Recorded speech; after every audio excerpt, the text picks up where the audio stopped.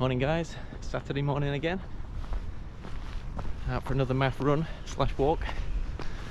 This morning I've got a 13-kilometre route planned from here in North Wingfield to the lovely village of Heath, which is just next door to the M1 junction 29 motorway junction.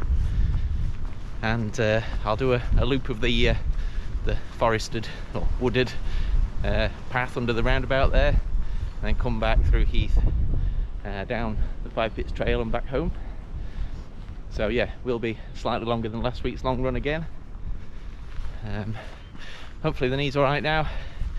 What I thought I'd do today as well along the way is just go through my brief running history in terms of the injuries I've had along the way since I first started the Couch to 5k in April 2020. I've had a few. So I'll go through those, and then later on I thought we could have a quick game of runner's injury bingo, and you could maybe join in, see how many of these common running injuries you've experienced and managed to get through during your time as a runner. So I'll crack on with my run walk. I'll catch you in a bit. So as I said, I started the Couch to 5k in April 2020.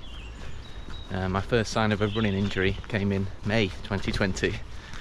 At this point I'd made no attempt really to look into running form or technique. I was just kind of going off feel and what came naturally. And I found that after about a month's worth of training, of course, I started getting a lot of trouble with my shins, really starting to feel painful and swollen as I was running. And this was affecting me being able to run. So, you know, it hurt every time I set off. The Couch 5k is a bit of a sort of interval between running and walking, so it had calmed down a bit during the walking sections and then flare up when I was running again. So that was my first sign of any problems coming from running.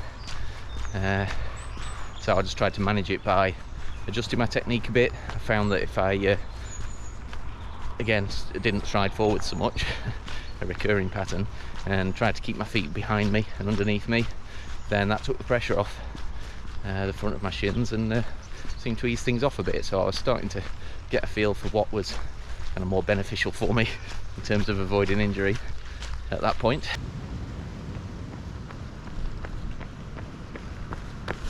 So after managing the shin pain for a while, that took me into June 2020 when I started suffering with ankle pain. So it wasn't a strain as such, I just got pain after running in my right ankle, and walking up and down stairs was quite painful. Not quite sure what caused that, but I needed to rest for a while to let it ease off. So I persevered with the Couch to 5k, and when we ended up in July 2020, that's when the shin splints really reached the peak, and it got to the point where I could barely run.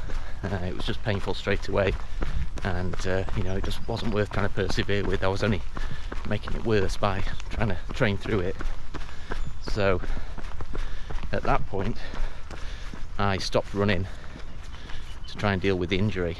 I didn't want to. I'd really started to enjoy my running by that point, and was regularly, you know, going out 3 times a week as I do now, and it was kind of part of my routine, and you know, I was loving it. So what I did then was I found this runner's 30-day challenge, which a chap called James did on YouTube, and I decided to follow that, basically strengthen myself, get myself prepared for when the shin had kind of recovered, so that I'd be in a better place for my running. I'd be stronger and more mobile in the right areas, and having followed this 30-day plan, I should come out the other side as a better runner. I think that actually really worked.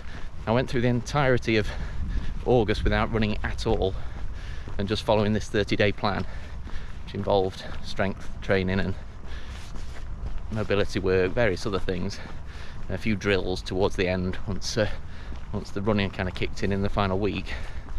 And yeah, actually enjoyed sticking with that for a while.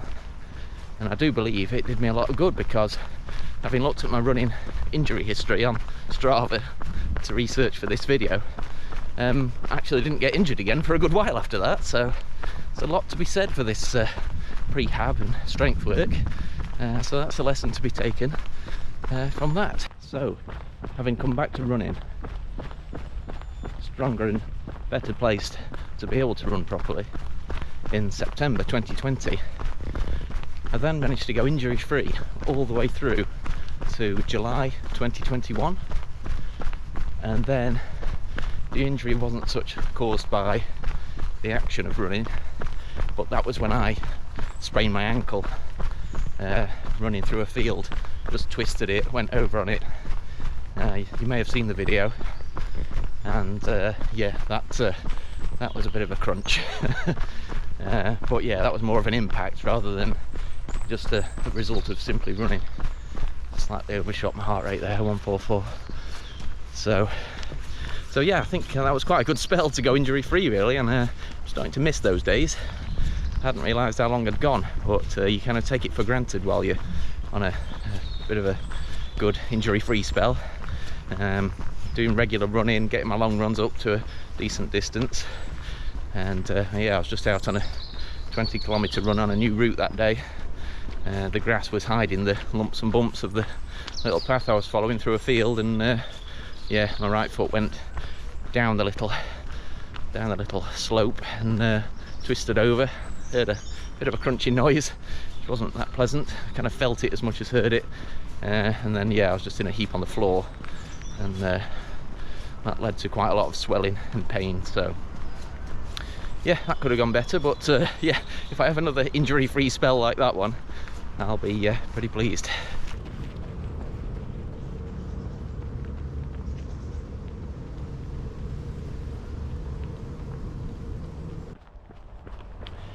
So after spraining my ankle, I found I was able to run through it, but it probably wasn't the most sensible thing to do.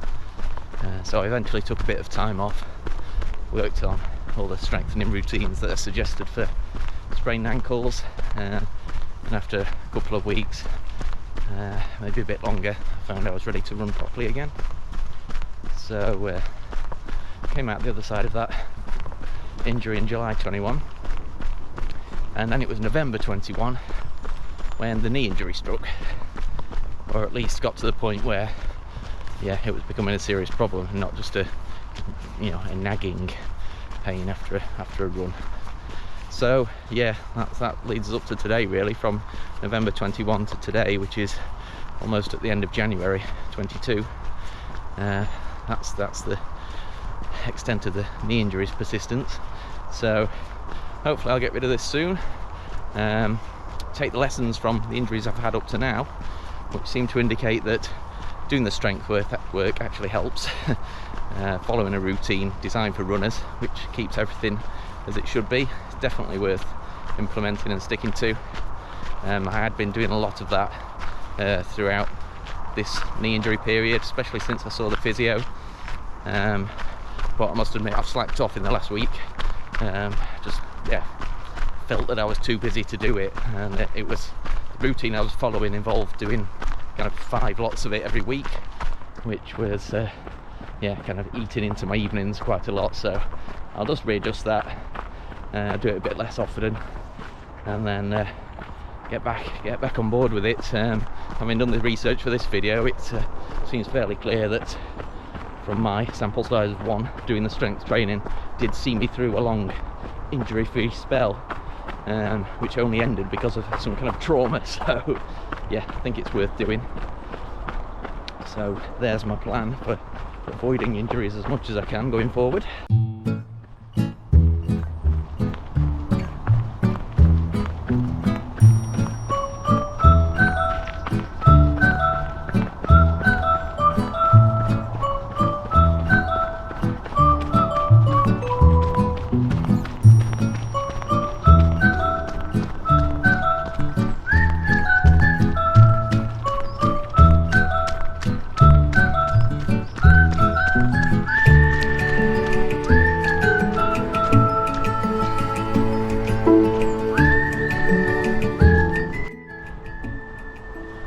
Okay, while I walk up this rather steep bit of hill, I'll go into the runner's injury bingo, hoping you can join in. I searched for the most common running injuries, put them on my bingo board there. So it's a 3x3 grid with 9 injuries in there. So if you take a look on the board, see if you've experienced any of these.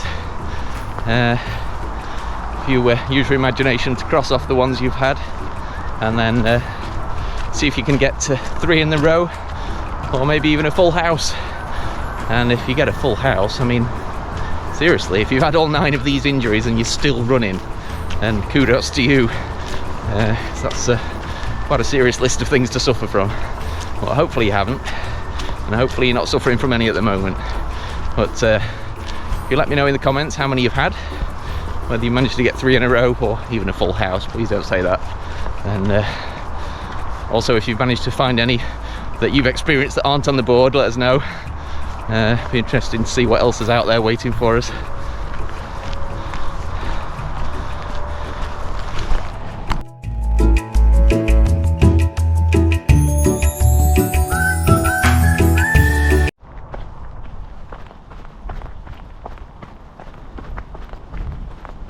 So just taking the track up the side of this farmer's field.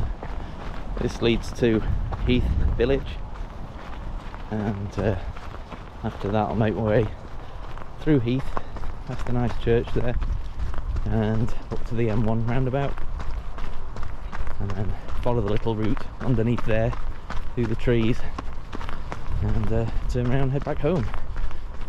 Now I have to say, in this direction the route's mostly uphill, so my speed has been in the kind of 9 minutes per kilometre plus range up to now. And yeah, I imagine on the way back it may be slightly quicker, but of course I'm aiming just to get through the run with my knee still fine rather than going for any speed records. And of course I'm sticking to the Maff heart rate, so far so good. There's not a bad view from the top of the field here.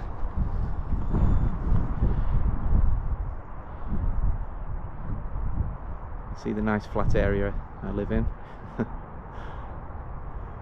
Don't know if you've ever seen the cartoon Peppa Pig, where everybody's house is on the top of a hill. It's a bit like that. Very nice though. I'm sure it's doing me good tackling all these hills.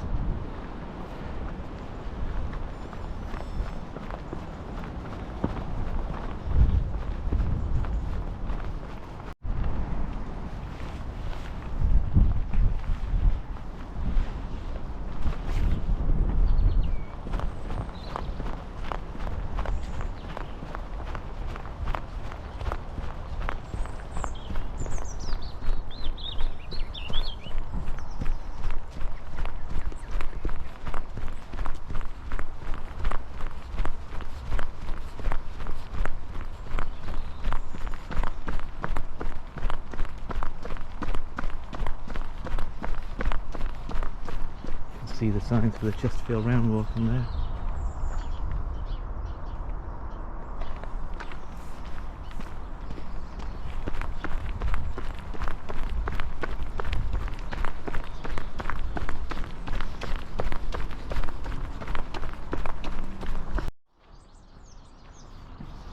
I'm about to turn right somewhere down here.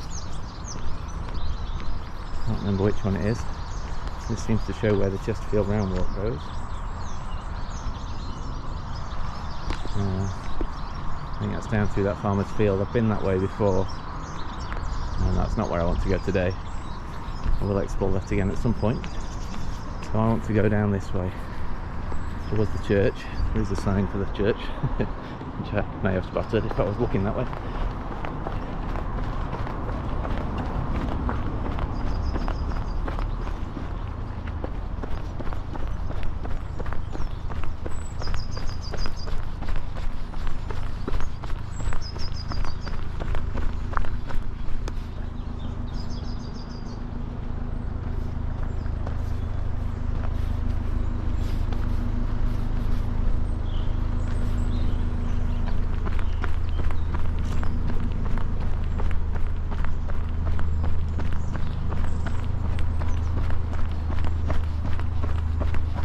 Morning.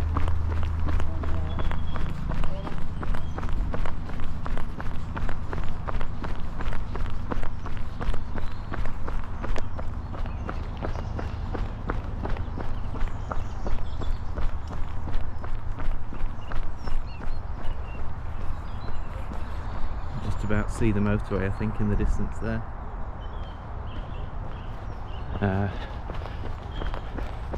Since the motorway was built, I think traffic used to use this road, but can't anymore.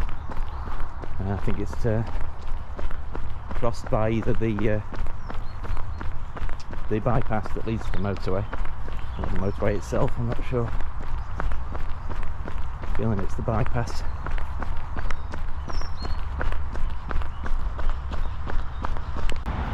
You can see the bypass here.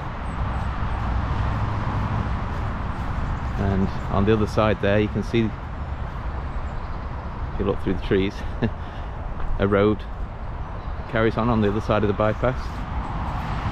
Fairly sure that's where the old church lane or road, whatever it's called, used to go, and the old original church is actually up there behind those trees.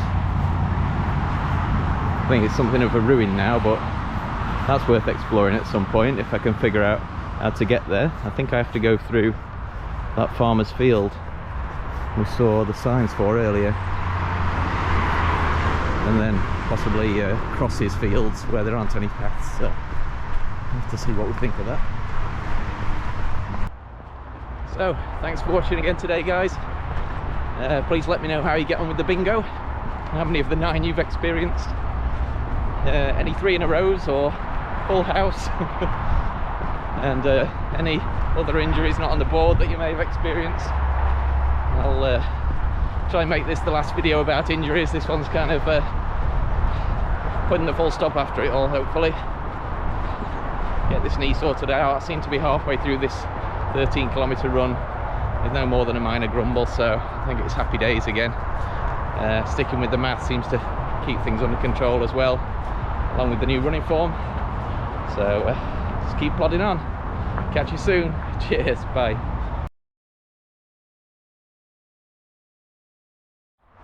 Casually talking to the camera and going the wrong way. That's the way to the hotel. The other one was the Glatwell exit. I always get those two mixed up. Carry on.